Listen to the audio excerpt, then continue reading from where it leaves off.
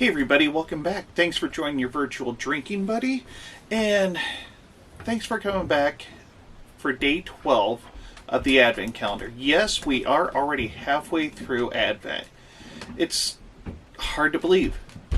It's like halfway to Christmas already. I mean, from the beginning of December, obviously. Halfway to Christmas is kind of a relative term. I suppose it depends on when you start counting it, but we're not going to get into a theoretical debate here. No, we are here to talk about... I don't know how well you could see that.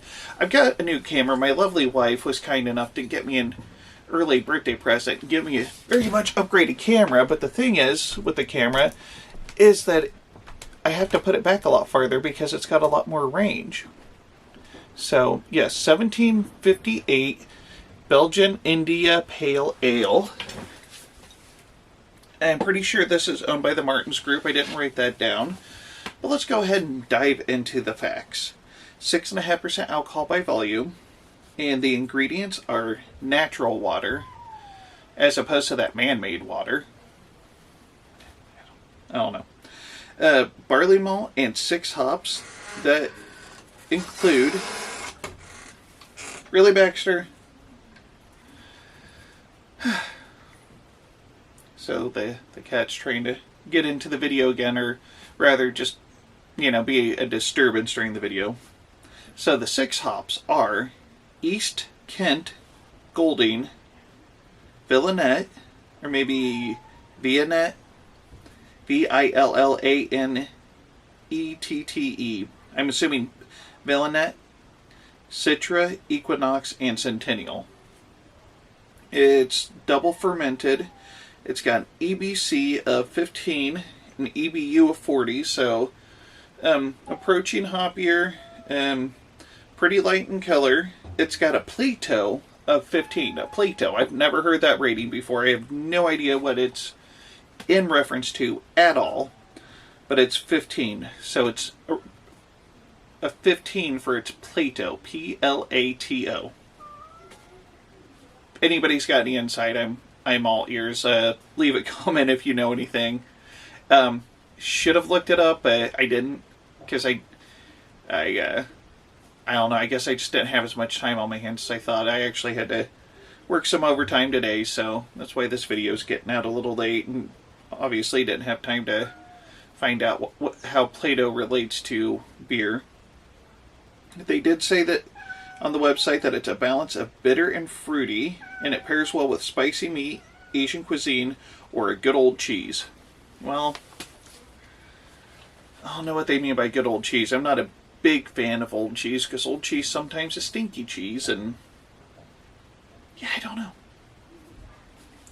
But regardless, I'm sure you saw in the intro, there was a nice head on it, like maybe too much head. I've been trying to do more of a straight pour lately so that I get some head, and then this one just went crazy on me. So there's actually still like a thick foam that, like, as it condensed, like, it's still there.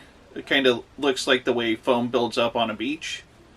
Not that the head's thick, but I mean, it was a nice light colored head, but it was thick and it hung around for a while. It actually took me several minutes to get set up, because I was filming the intro on my old GoPro, and I'm switching over to my new Canon, which is a really awesome camera so far, and I don't even barely know how to use it. I found a setting that I liked, and I learned how to hit record, and that's where we are with it.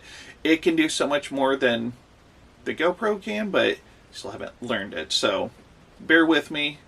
At some point, I'll get this all figured out. I really thought maybe after a couple of months of making videos, I'd have it all figured out and I'll be an old pro at it. No, I'm beginning to think that I still got a lot to learn, and it might be a couple of years before I get my act together. So, anywho, let's take a sniff. Okay, I can smell... like, as soon as I crack the bottle open, I can smell the Citra. Offered a nice citrusy smell. picking up a little bit of like the the floral or the piney hops. I'm not sure if those are the same thing, if I've always just mislabeled like the bittering hops, or if that's even the same thing. But I'm not smelling bitterness. I'm smelling mostly citrus with a little bit of like that floral piney hoppy smell. So cheers.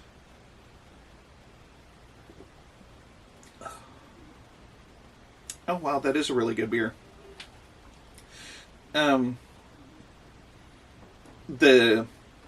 It doesn't have as strong of a citrusy taste as I expected.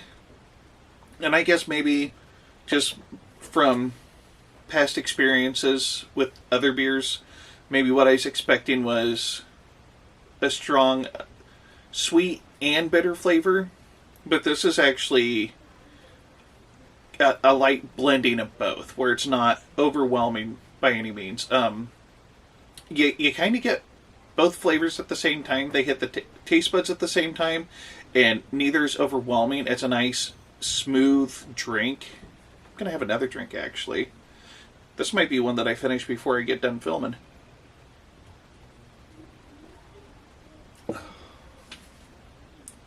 It's got a medium body to it. It's not real heavy. And consistency-wise, maybe just a little heavier texture-wise than your typical, like, American lager. Not picking up a boozy taste, even though it's 6.5%. I tend to not notice those until it gets maybe up over 7. And even then, it kind of depends on what all flavors the beer has. So, yeah, no boozy taste.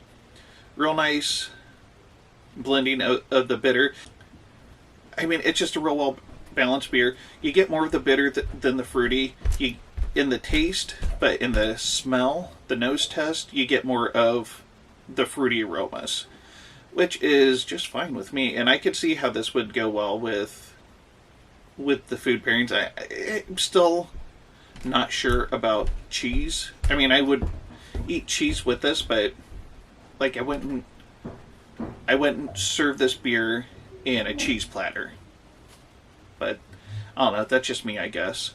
I think it would honestly go well with seafood too. I better have another drink.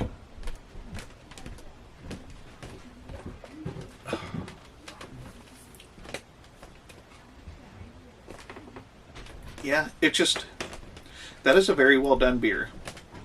So I will leave a link in the description. There is an explanation as to why they made this beer. I don't think it's a beer that this company's been making since 1758. If I understood the website correctly, it's one that they made to celebrate either the founding of the brewery or something that happened in 1758. So I'm going to leave that link if you want to check it out. I was hoping that maybe they would have something here on the back of the bottle, but it just has the typical import information and the types of hops used in the beer. I'm trying to think if there's anything else. No, I think that's really all I got.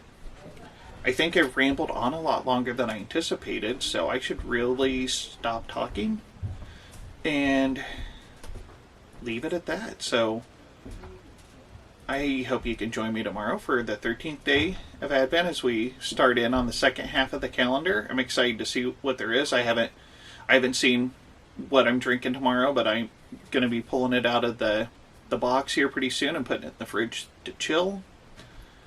And then I will be back tomorrow. So thanks for watching. If you liked what you saw, hit the like and subscribe button below. And this is the Malted Gentleman reminding you, you only have one liver, so use it wisely.